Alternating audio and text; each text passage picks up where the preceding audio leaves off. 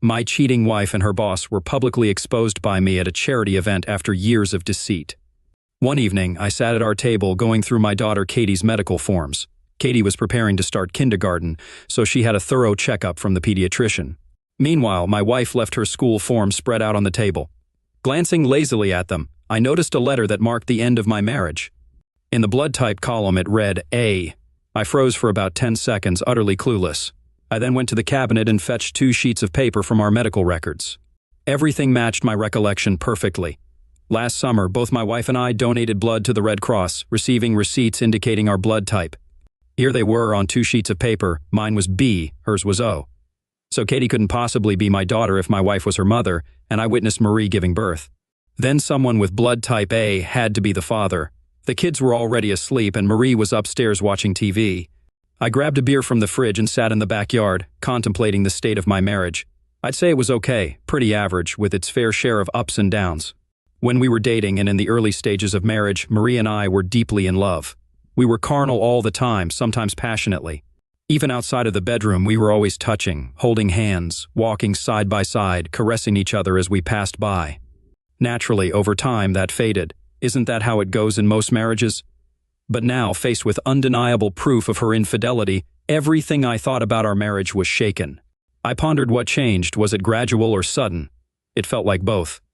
The decline in our closeness was gradual initially. However, about 6 years ago, a few months before Katie was conceived, things took a strange turn. Marie, typically warm and loving, started acting oddly. One evening, she came home from work very late, allowed me a brief tender kiss, then hurried to the shower and avoided me for the rest of the night. The next morning was just as chilly and distant, but that night she was a different person entirely. She came home early, cooked a special dinner, tucked me into bed early, and made love to me with a fervor and passion I thought we'd lost. We cuddled happily before sleep, and Marie expressed her love for me several times. That week we shared passionate moments. Then the coldness returned abruptly. She arrived late from work, didn't utter a word to me, and swiftly disappeared into the shower. For the next 2 months, I hardly recognized the woman I married. Marie was affectionate and distant, attentive and preoccupied, patient and irritable. I asked her numerous times if something was wrong, if there were issues between us or at work. Her only response was to express uncertainty to Bill, admitting that she might just be feeling a bit nervous and apologizing for it. When things eventually settled after about 3 months, it was far from the joyful beginning of our marriage. Marie became less moody, but she was rarely affectionate anymore, and her interest in closeness vanished. We made love no more than once a week, sometimes even less frequently, and only when I insisted firmly. Any gentle suggestion like, maybe we could be carnal tonight, was met with sharp rejection. I had to seriously address the long lapse since our last carnal moment. Marie would reluctantly engage in lovemaking, afterward making it evident she was merely obliging me. Is this dismal pattern common in all marriages? It was the only marriage I carnally knew, so I couldn't say. Naturally, I pondered what was happening, contemplating the possibility of infidelity. However, soon after, Marie became pregnant, and our shared excitement over our future baby and the joy of having our wonderful Katie overshadowed most of my concerns about our relationship. After Katie's birth, we were constantly exhausted, making Marie's disinterest in lovemaking more understandable, though still unsatisfactory to me. Then, when Katie turned 3, Marie became pregnant again, and we welcomed Brian just after Katie's 4th birthday. So Bill and Marie, once passionate lovers and spouses, transitioned into Bill and Marie, parents of 2 delightful yet exhausting children. We both cherished our kids deeply. Despite my current realization of my profound unhappiness with our marriage and our nearly non-existent lovemaking life, I was oblivious to it at the time. If that was the case, then I concluded that all couples with young children experienced this phase.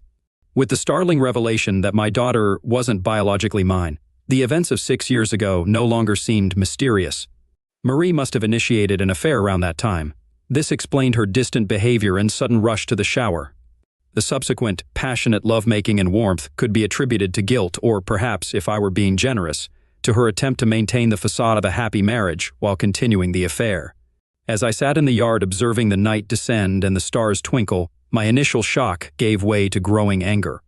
Not only had my beloved wife betrayed me, but she had also deceived me into raising someone else's child, and perhaps more than one. If I were solely focused on punishing Marie at that moment, I would have stormed into the house, presented her with the evidence of blood types, coerced a confession, and cast her out onto the street. But it wasn't that simple. I cherished my children, regardless of their biological origins. If we were to divorce, Marie would likely gain sole custody once the truth about their parentage surfaced. I contemplated and asked myself, what do I truly desire? The answers became surprisingly clear. Firstly, I needed to uncover the truth about Marie's actions. Was it a fleeting affair? Was she unaware that Katie wasn't my biological child, or did she know everything and carry on a clandestine relationship for years? Secondly, I was determined to raise my children as my own, and shield them from the knowledge of my non-biological relationship to them. Once I delineated my objectives, devising a plan to achieve them seemed remarkably straightforward. I returned to the house and discreetly collected cotton swabs from each of the children's cheeks while they slept, labeling Katie's with a 2 and Brian's with a 3. Then I headed to the kitchen, swabbed my own cheek and marked it with a 1. I had a friend who worked in a university chemistry lab, and I arranged for him to conduct DNA tests for me. This marked the initial step, the commencement of gathering crucial information. After receiving my initial response, I knew what to do next. A week later, my friend called me. Without knowing where the samples came from, I told him about meeting people with the same surname, leading to discussions about potential distant kinship. He then mentioned that Bill's 2 and 3 were siblings, but the first one wasn't related. This revelation indicated that they weren't cousins as previously assumed. I thanked him for the information and ended the call. Katie and Brian were siblings, sharing the same parents. Marie, on the other hand, had 2 children with an unknown partner. Did she have knowledge of this? She must have been aware of her relations with this individual, but was she cognizant of his paternity over our children? There was a straightforward means to ascertain the truth. Approaching Marie as she washed dishes in the kitchen, I brought up the topic. Without turning towards her, I began by telling her I had a question, and she encouraged me to continue. I explained the situation regarding my colleague's biologist friend needing DNA samples from relatives. I suggested that we obtain swabs from her, me, and each child, planning to handle the kids' samples before bedtime and take care of ours later. I checked Marie's reaction closely as I spoke. In the middle of my explanation, she tensed, almost dropping a pan before composing herself. After I finished, there was a minute of silence before she turned to face me. Marie expressed her doubts about the idea, questioning how we could be certain about what the biologist would do with the samples, or if our privacy would be respected. Despite my attempts to argue, she firmly opposed the idea, insisting that she wasn't interested. She asked me to inform my colleague that we declined to participate. I replied softly, saying it was okay either way. Her reaction conveyed to me what I needed to know. My next step involved uncovering the truth about her affairs: who, where, when, and perhaps why. Although uncertain, searching our home might yield clues. I required time for a thorough search. On Saturday, we planned to visit her parents, minutes before departure. I pretended a work crisis fed a call, then explained the situation to Marie. She reluctantly agreed, departing with the children. Now I had hours to comb through the house systematically. I deemed my usual haunts unnecessary to search, focusing instead on Marie's spaces. Skipping the kitchen, bookshelves, and living room, I ignored my own areas but meticulously combed through her closet and dresser. The discovery of hidden lingerie hinted at secrets. Only the children's rooms and the attic remained to explore. Concluding that the children's rooms were less promising, I ventured into the attic. Inside, I found assorted old furniture, a few lamps, and numerous boxes of items predating our marriage. Realizing the enormity of the task, I scrutinized the area. Notably, one of the 3 nearby boxes appeared less dusty and had been recently disturbed. Upon closer inspection, I focused on these 3 boxes and uncovered Marie's old belongings, mostly letters from her college days. Among them were letters and keepsakes from myself, including sweet greeting cards. Buried at the bottom of one box, concealed beneath old papers, lay a thin stack of recent notes and 2 unmarked videotapes. Extracting them, I discovered the tapes contained explicit content, while the notes were from Harry, her office superior, expressing overtly intimate sentiments. After scrutinizing the materials for 20 minutes, it became evident that Marie had betrayed me with Harry, beginning around 3 months before our daughter Katie was conceived, coinciding with Marie's peculiar behavior at home. The notes revealed a dynamic characterized by Harry's dominance and Marie's compliance, devoid of affection. They dictated her attire for various occasions, and detailed their carnal encounters during late work hours. Some even ridiculed me for unknowingly raising their children. It was apparent Harry had no intention of acknowledging their paternity. My anger intensified as I realized the extent of Marie's deception. Knowing Harry was happily married to Caroline, unaware of his affair, although Marie seemed to willingly participate, there was no indication of coercion. She appeared to relish her submissive role. They both appeared to know the paternity of Marie's children and seemed to enjoy their secret over me. These revelations confirmed Marie's deceit over the past 6 years, deliberately conceiving children from another man while masquerading as my devoted wife. Filled with rage, I resolved to seek revenge on both Marie and Harry. After a brief moment of contemplation, I brought the tapes to the VCR and watched footage of Harry and Marie engaging in carnal acts. The setting of the earlier recording was likely Harry's house, and the more recent one was in our bedroom, raising suspicions about Marie's opportunities during my business trips. Overall, the recordings affirmed Harry's closeness and dominance over Marie, and her eager compliance. The room's lighting wasn't particularly bright, but both figures were clearly visible, and the sound quality was surprisingly clear, allowing me to catch every word and moan. On the initial tape from the outset of their affair, I heard Harry assuming control. Seated on the bed, he directed Marie to perform a provocative striptease, which she did with a smile. The intimacy was rough, lacking tenderness or affection, and Harry spoke harshly to her. It saddened me to observe that Marie evidently enjoyed the encounter. The second tape featured similar carnal scenes but included some fresh, intriguing dialogue. As they reclined on the bed, Marie queried Harry about his indifference to me raising his children, to which he responded that I was a decent guy who loved children, and he didn't worry beyond that. He mentioned that if it weren't for that, he would advise her to leave me. Marie retorted by questioning what I was good for besides changing diapers. She expressed to Harry that it wasn't fair. Marie defended me, highlighting my kindness and love, comparing them to Harry's treatment. She hinted at being drawn to Harry's roughness because it contrasted with my gentleness. Despite this, they proceeded with their encounter before Harry's departure. Upon completing both viewings, I pondered their arrogance, not only in creating such evidence, but also in foolishly leaving it along with Harry's notes where I could find them. My retaliation would be comprehensive, targeting both of them. I utilized a scanner to digitize each note onto my hard drive. Then, using software borrowed from work for a previous project, I converted each videotape into a digital file on my hard drive for future editing. Once finished, I stashed the records and tapes in the trunk of my car, concealing them under the spare tire. I then meticulously tidied up the attic, ensuring Marie remained oblivious to my presence. Over the following 2 weeks, I methodically executed my plans. It was much easier than I anticipated to feign normalcy with Marie, acting as if nothing unusual had occurred. It struck me that she had deceived me for 6 years, making it easier for me to reciprocate. Despite lacking any desire for her, I continued to act affectionately, even initiating closeness, albeit cautiously, to make it easier for her to refuse. I truly had no desire to touch her ever again. An important event loomed in Marie's life.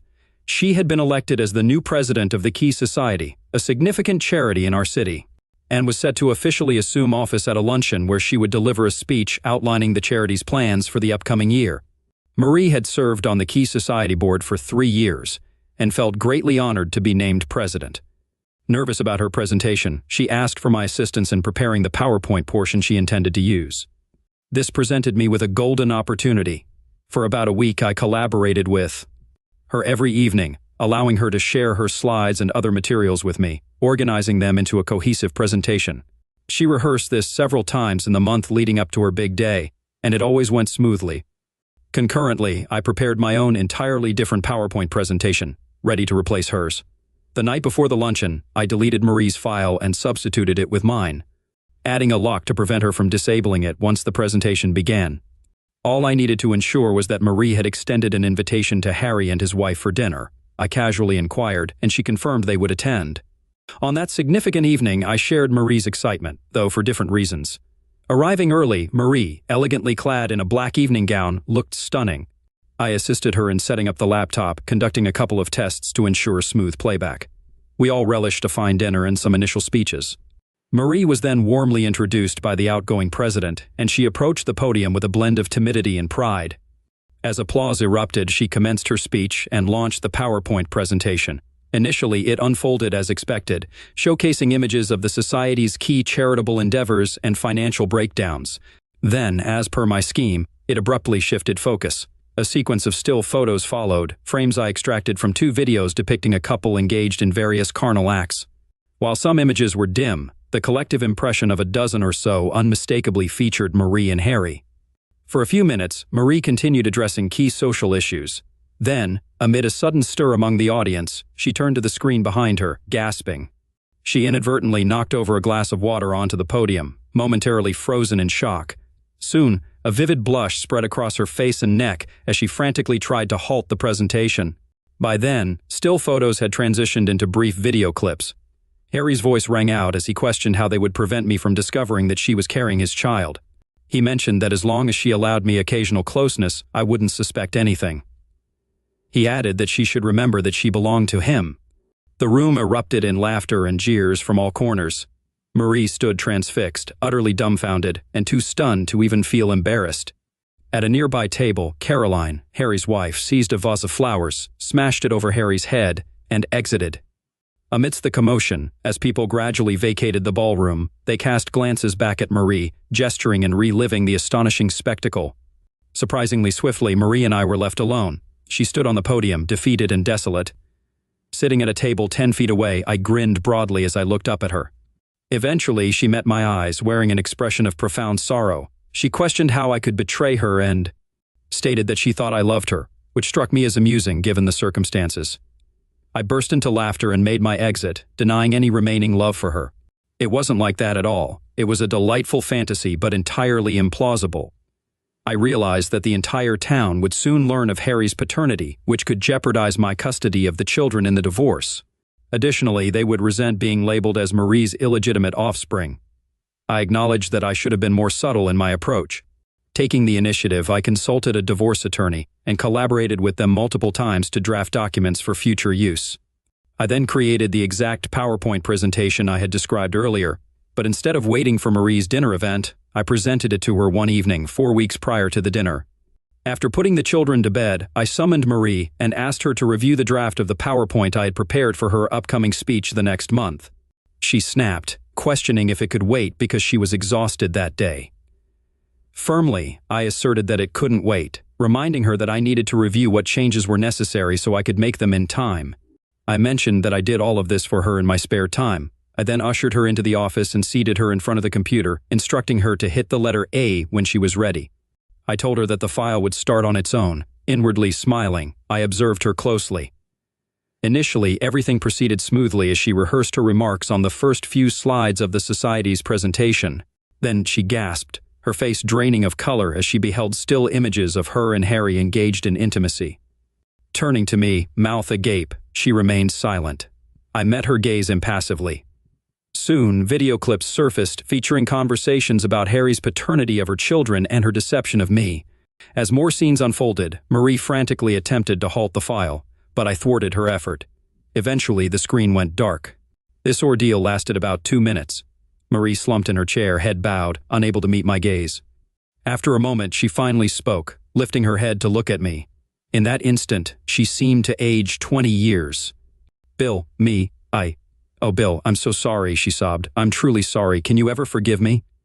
Forgive you? I retorted coldly. For what? Let's see. For having an affair with Harry Corner, which apparently spanned our entire 6-year marriage? For bearing him 2 children while leading me to believe they were mine? For mocking me and disrespecting me behind my back? For denying me closeness at Harry's behest? Is that what you want forgiveness for? Her sobs intensified. Bill, I don't love him. You're the one I love, the one I've always loved, she cried, her voice trembling. My anger simmered, barely restrained. I said nothing, but internally I thought, no, Marie, that's nonsense. You love our lifestyle. You appreciate how I cater to your needs and care for the children, but you don't love me.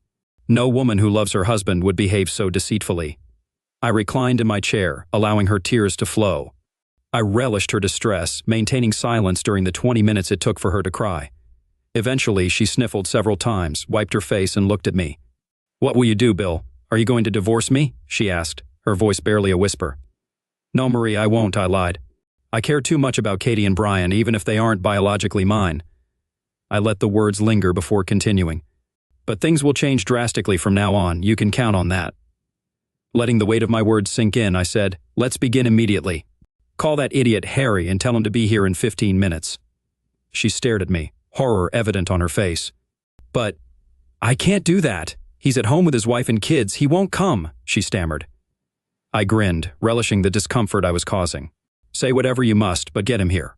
Let him know that if he doesn't show up within 15 minutes, his marriage will be over by tomorrow. She hesitated, perhaps unsettled by the coldness in my demeanor, but without uttering another word, she headed to the kitchen and dialed her lover. When Harry arrived, he wore the insincere smile I anticipated. Marie must have briefed him on the situation, for he appeared anxious and apprehensive. Come into the office and take a seat, Harry. You too, Marie. We have something to discuss, I directed. As they settled, I wasted no time. Okay, Harry, here's the deal. You've been enjoying yourself with Marie for quite some time, making me out to be a fool. That ends now. Everything has changed, and it's time for you to face the consequences. He began to respond, but I silenced him. Sit, watch, and listen. I scrolled through the PowerPoint presentation and relished his horrified reaction to its contents. When the presentation ended, a prolonged, unexpected silence ensued. Strangely, I found myself enjoying it more than they did. Now, I continued, you'll do exactly as I say without question, or your seemingly blissful marriage to Caroline will abruptly and publicly come to an end. Understand? Don't speak, just nod. He begrudgingly nodded, his expression seething with anger. Good. Listen carefully and keep quiet. I have several documents for you to sign. I'll give them to you one by one. You may want your lawyer to review them, so I'm giving you 48 hours to return them signed. Otherwise, Caroline will be invited to view a brief video clip. I handed him the first document. This document acknowledges that you are the biological father of Katie and Brian and commits you to pay child support until they turn 21, along with a lump sum for their college education. The amounts are specified here, $10,000 per child per year, plus $100,000 per child upon their first year of college. The funds will be placed in a trust fund of which I am the sole trustee, with authority to utilize it for the children's needs. Harry erupted from his chair in fury. Listen, Bill, this is utterly ridiculous. I have no intention. I forcefully pushed him back into his seat. Shut the hell up, Harry. You're wealthy and we both know it. This isn't your show anymore. It's mine and you have no choice. Now keep quiet until I give you permission to speak. Across the room, I noticed Marie looking at me with a horrified expression. This was a side of her devoted husband she had never witnessed before. The second document grants me permission to adopt the children. You and Marie will need to sign it. The third document entails your permanent renouncement of parental rights to Katie and Brian, pledging never to disclose your paternity to anyone. And lastly, I added with a smirk, a personal admission that you exploited my wife in the workplace, coercing her into an affair. What? Harry exploded once more. That's a complete fabrication. She wanted it as much as I did. Sit down, Harry, I commanded sternly. Perhaps, but Marie will still file an exploitation complaint against you. It's one of my conditions for not divorcing her. Do you understand, Marie? I asked, turning to her. She glanced fearfully between me and Harry, offering no response. Allow me to clarify, I said to both of them. I have no immediate plans to act on these documents. Consider them my insurance, Harry, in case you ever contemplate shirking your financial obligations to our children or suddenly decide to reveal their true parentage to others. I added, handing Marie the prepared exploitation complaint. Sign it, Marie, I instructed firmly. She complied silently, still appearing apprehensive. Now, Harry, I said, we're nearly finished with your part in today's proceedings. I expect these documents back in my possession within 48 hours. You can deliver them here, and should you entertain any misguided thoughts, such as damaging me, rest assured. Copies of your incriminating correspondence with Marie are securely stored, ready to surface if necessary. I concluded, gazing at him disdainfully. Any questions? Taking Marie's hand, I guided her back to the office and seated her. I had never witnessed her in such a state before. She trembled with horror. It's all right, Marie. I would never damage you. There's no need to be afraid, I assured her. God, Bill, what's gotten into you? How could you do this to Harry? She exclaimed. I regarded her with some surprise. You truly don't understand, Marie. Don't you realize that what he did to you, to us, is malicious and unjust? She blushed. Yes, of course, it's plain. But you're so furious. It's as if you've lost your mind, she continued. I remained silent for a moment, unsure how to respond. Marie, I've assured you I won't divorce you. However, our marriage will undoubtedly change drastically. Do you comprehend? Yes, Bill, I'll do whatever it takes to make amends. But what have I done to you? She pleaded. All right, I acquiesced. Let's establish a couple of conditions. Within 2 weeks, you'll secure a new job. I won't permit you to continue seeing Harry daily at work. It should be evident, but you are to have no further personal interaction with Harry. No touching, kissing, lovemaking, phone calls, emails, nothing, I outlined. Furthermore, if our marriage endures, it will be on a wholly different foundation. I refuse to tolerate your bad temper, coldness, and indifference. I expect you to be a cheerful, kind, and affectionate wife. Each day, through your actions, demonstrate your love and appreciation for marrying me. Forsaking the wild, uninhibited desirability you shared exclusively with Harry, I anticipate seeing you in the seductive lingerie you've kept hidden in your drawer. I expect you to be eager and willing when it comes to intimacy. If you truly love me, Marie, you have a lot of lost time to compensate for, I asserted.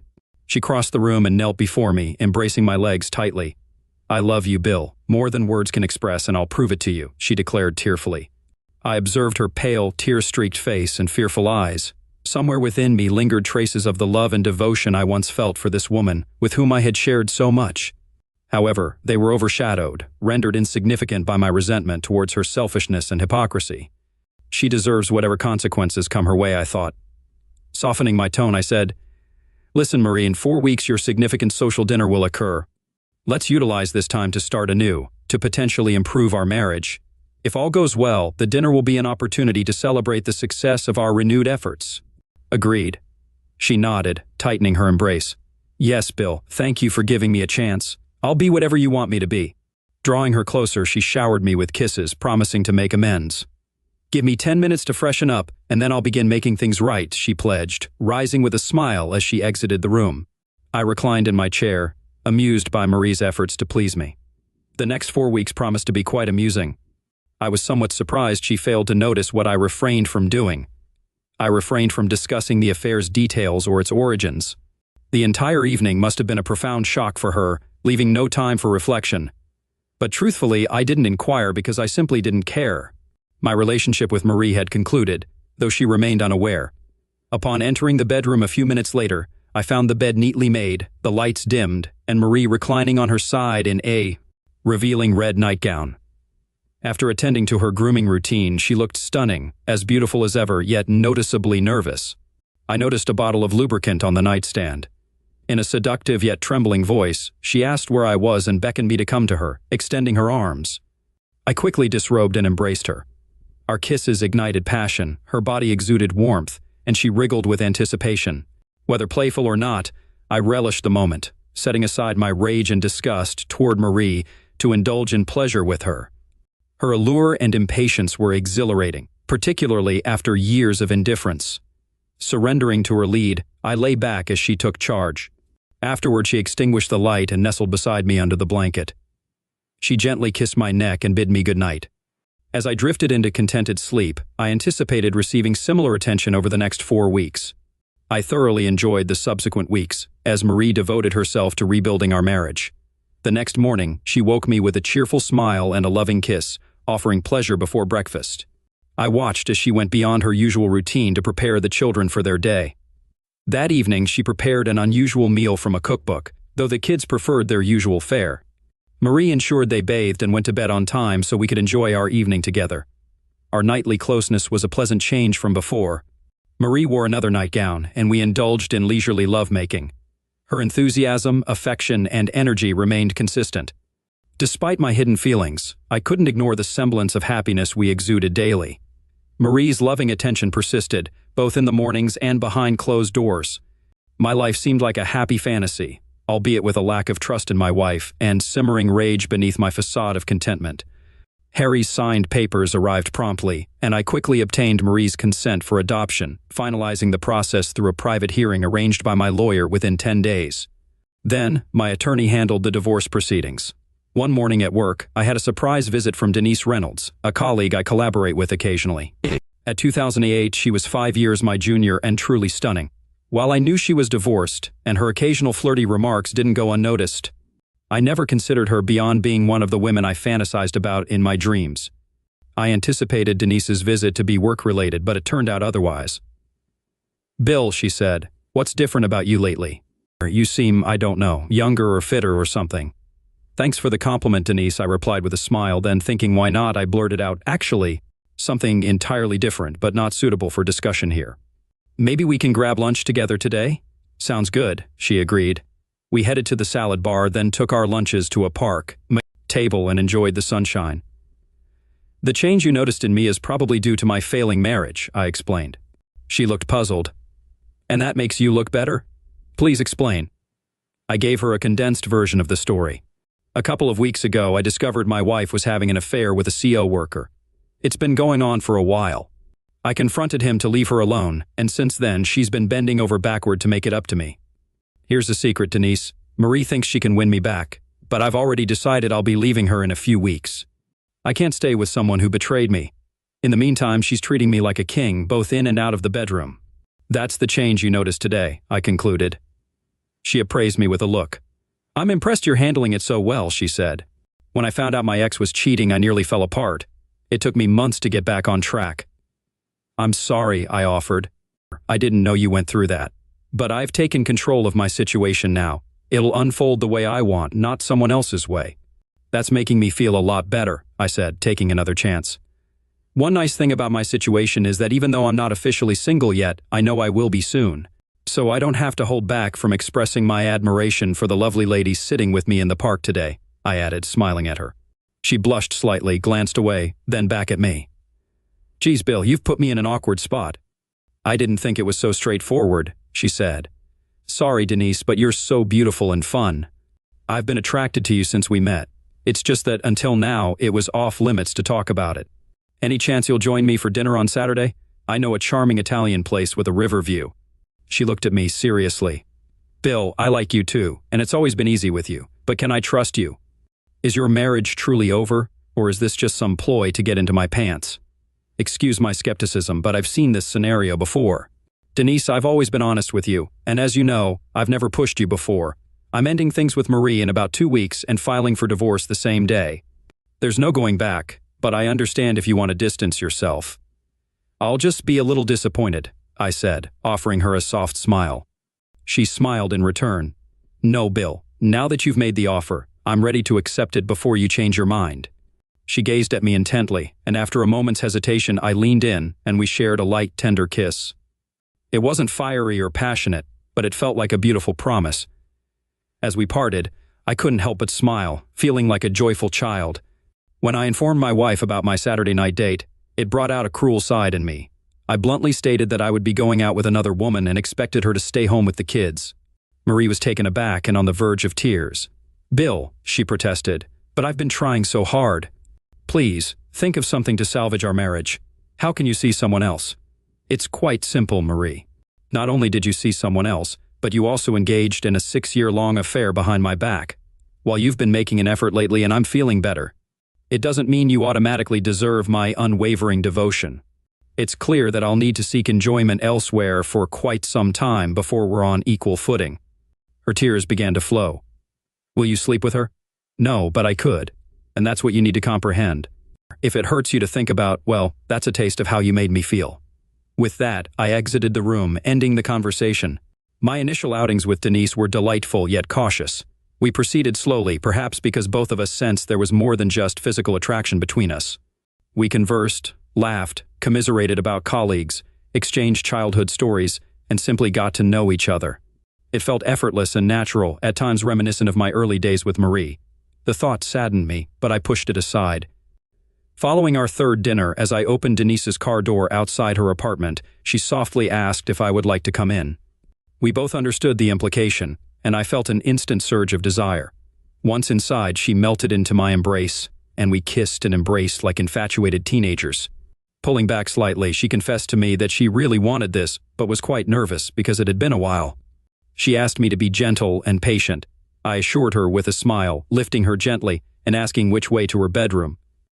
Later, I reflected that lovemaking with Denise was incredible but noticeably different from recent encounters with Marie. She started out a bit timid, allowing me to explore and caress her body. Yet, she was so stunning that every moment with her was pure pleasure. Our first carnal encounter was tender, affectionate, and far more loving than the passionate encounters I'd had with Marie. It felt like two people caring for each other, bringing each other happiness. Afterward, Denise kissed me repeatedly and asked if I could stay the night. I gladly agreed, and we fell asleep in each other's arms. The following morning, she seemed a bit bashful again, and while we didn't make love, we bid farewell with genuine tenderness, sharing several tender kisses. With just a few days remaining until my planned wedding night with Marie, I kept my intentions hidden from Denise but mentioned that my divorce would soon be finalized. When I returned home around 9:30 on Saturday morning, I found Marie quietly weeping at the kitchen table, clearly aware of how I'd spent the previous night. Feigning sympathy more than I genuinely felt, I embraced her tenderly. "I'm sorry, Marie, I understand how you must feel," I murmured. "Oh, Bill, this is just awful. The mere thought of you with another woman tears me apart. I've been so selfish all these years. How could I have been so oblivious to your feelings?" she lamented. Looking at me with gratitude, she whispered, Thank you for giving me another chance." Marie's significant night, much like mine, was rapidly approaching. To some extent, I almost lamented it. The past 4 weeks with Marie, marked by very satisfying closeness, were enjoyable, and I'll miss them. However, nothing she did even began to diminish my resentment and anger. Her utter betrayal far surpassed any attempts at reconciliation. When I examined my heart, there was only a tiny bit of love for her and a minuscule drop of sympathy for what awaited her. While collaborating on a PowerPoint presentation for her speech, I clandestinely prepared my own rendition, not precisely identical to hers, as I needed to conceal Harry's identity as the children's father. Nonetheless, the general approach mirrored hers, a sequence of photos followed by captivating videos. I rigged the laptop so that Marie's presentation would play whenever she used it. However, by inputting a specific key combination, including a passphrase, I could lock her presentation and substitute it with my unique file. In the days leading up to the event and on the evening itself, Marie anxiously asked if I had deleted the dreadful file she encountered 4 weeks ago. Each time, with a loving smile, I reassured her that it was gone and demonstrated that her presentation was intact on the laptop. The last few days at home were particularly sweet. Marie began to feel more assured that she was winning me over again, and her affectionate gestures seemed less desperate, yet more serene. The pain she endured when I spent the entire night with Denise only elevated her further in our bed. Knowing that this charade was about to end, I savored every moment. When the big night arrived, we were there early. With me donning a rented tuxedo and Marie looking glamorous in a black evening dress with spaghetti straps that accentuated her neck and shoulders. We ran her PowerPoint presentation twice to ensure everything was in order. As she leaned over to place her purse under the podium, I swiftly input the key combination, signaling that everything was set. And everything unfolded exactly as I anticipated. We enjoyed a pleasant dinner, engaging in friendly chatter with our companions at the table. Then Marie was warmly introduced by the outgoing president, and she nervously approached the podium amid applause. According to my watch, her joy and anticipation lasted precisely 54 seconds. That's how long it took for the still photos of her infidelity to appear on the screen. Marie didn't freeze or spill her water, but she turned to me with horror and disbelief before frantically attempting to halt the presentation. Naturally, she failed as the video clips played and the audience reacted with a mix of indignation and laughter. She stood there, flushed, defeated, making no attempt to respond to the vulgar remarks directed at her. Moments later, we were alone. I sat quietly observing her from across the table. Finally, she uttered the question straight from my fantasy, "Bill, how could you do this to me? I thought you loved me." "Yes, Marie," I replied. "In these past few weeks, I loved you just as much as you loved me 6 years ago." Approaching the podium, I placed several folded papers in her hand. "I'm filing for divorce. Consider yourself served. If you remain in town, we'll have joint custody of Katie and Brian. Otherwise, I'll fight for full custody, and you know I'll win." Almost at the door, I heard her scream in anguish and fury. "But you promised you wouldn't divorce me. You said we could work things out." Turning back to face her, I responded coldly, "Yes, Marie, so I suppose after all these years of your deceit, I lied to myself.